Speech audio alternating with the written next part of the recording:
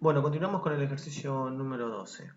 Les recomiendo mirar el primer video donde explicamos cómo completar una tabla de frecuencias y el gráfico de Pareto. Lo pueden encontrar en este mismo canal. Arrancamos. La cantidad de hojas de chapa laminada no conforme encontrada en un lote de 60 paquetes son. Ahí nos da la cantidad de hojas de chapa laminada no conforme. Bien, 0, 2, 1, 5. Y con esos datos nos pide confeccionar una tabla de frecuencias. Eso recuerden, lo vuelvo a repetir, está en el primer video, lo pueden encontrar en este mismo canal. Un polígono de frecuencias relativas, un polígono de frecuencias absolutas acumuladas y un histograma. Bien, acá les presento la tabla de frecuencias. Bien, ya está completa. Esto lo vimos en el primer video, así que lo tienen que hacer ustedes por su cuenta. Ya están capacitados con lo que vieron en el primer video, así que realícenlo. Ahí les corrijo. La frecuencia relativa es en minúscula, porque no es la acumulada va en mayúscula. Eso recuerden, que siempre lo que es frecuencia absoluta acumulada se escribe con F mayúscula y frecuencia relativa acumulada también con F mayúscula. Para realizar un polígono de frecuencias relativas, básicamente lo que tienen que hacer es realizar un gráfico de este tipo. Este que está acá es un polígono de frecuencias relativas. El polígono de frecuencias relativas consta básicamente de dos ejes, uno vertical, uno horizontal. En el eje vertical va la frecuencia relativa. En el eje horizontal puede ir la clase o el evento, que en este caso es la chapa no conforme, la cantidad de chapas no conformes, o cantidad de chapas defectuosas, como le puse yo acá. Bueno, lo que tienen que ir haciendo es hacer la escala del eje vertical. La escala del eje vertical se basa en el mayor porcentaje de frecuencia relativa. Fíjense que el mayor porcentaje de frecuencia relativa es 25 y corresponde a la primera clase, que en este caso es chapas no conformes 0, o sea, ninguna chapa no conforme. Así que por lo tanto ustedes lo que tienen que hacer es ajustar la escala en función de la máxima frecuencia relativa. En este caso, como es 25, el Excel me lo ajustó a 30. Ustedes lo pueden ir haciendo de 5 en 5. Fíjense, en este caso pues se presta para eso.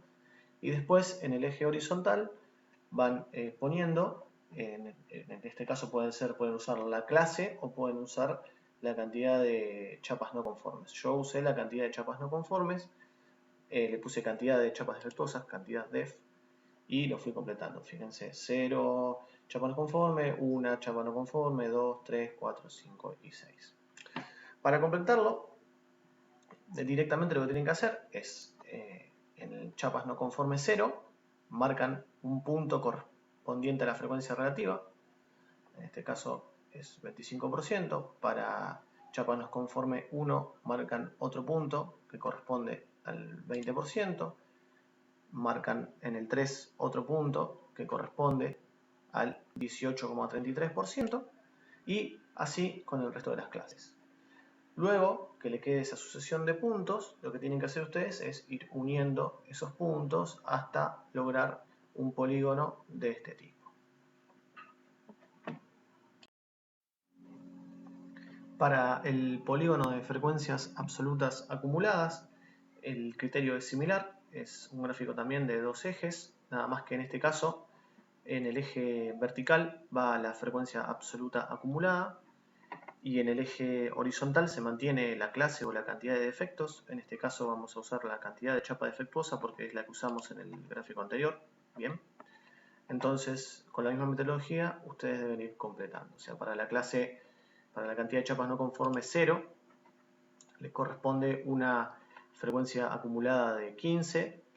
Para cantidad de chapas no conforme 1, una frecuencia absoluta acumulada de 27. Bien, y así van marcando puntos y van completando hasta obtener una sucesión de puntos que después deben unir para obtener este polígono.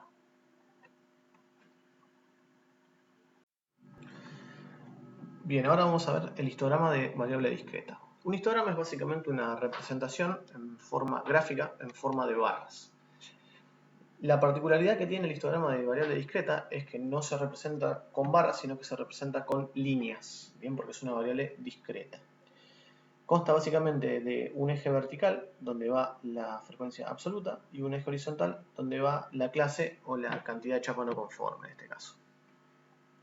La altura de la... O sea, ustedes recuerden que esto lo deben completar con una línea. O sea, Excel no me dejó hacer una barra más finito que esta, así que, por lo tanto, lo tuve que dejar así. Pero ustedes recuerden que esto se completa con una línea. O sea, la altura de la línea va a ser proporcional a la frecuencia absoluta de la clase. En este caso, por ejemplo, en el caso de la clase 0, o la cantidad de chapa no conforme 0, la altura es de, vamos a verlo, de 15, por lo tanto, ustedes deben marcar un puntito en 15, después en 1 deben marcar un puntito en 12, en 2 deben marcar un puntito en 13, y así con el resto de las clases. Una vez que tienen esos puntos, no los deben unir, sino que ir realizando barras o líneas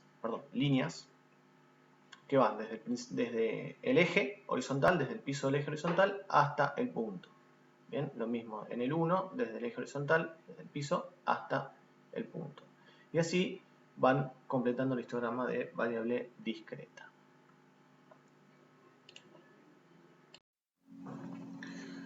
Este tipo de gráficos se usa generalmente para analizar la tendencia de un evento. Es decir, es una forma gráfica de ver de qué manera va a evolucionar un evento o predecirlo. Vamos a dar un ejemplo con lo que está pasando actualmente. Supónganse que en el eje horizontal tenemos la cantidad de semanas y en el eje vertical tenemos el porcentaje de infectados por coronavirus. Entonces, si nosotros respetamos las medidas sanitarias, la curva debería ir bajando. Bien, deberíamos ver que el porcentaje de infectados va disminuyendo, bien, gente que se va recuperando. De la misma forma que en el polígono de frecuencias absolutas acumuladas, lo que podemos ver es que si obviamente respetamos las medidas sanitarias, la cantidad de infectados a medida que evoluciona la semana se va achatando, es decir, la curva se va aplanando, hay cada vez menos infectados, hasta que finalmente queda totalmente horizontal. Y bueno, en el histograma de variable discreta podemos ver que la cantidad de infectados a medida que van pasando las semanas, bien, va disminuyendo.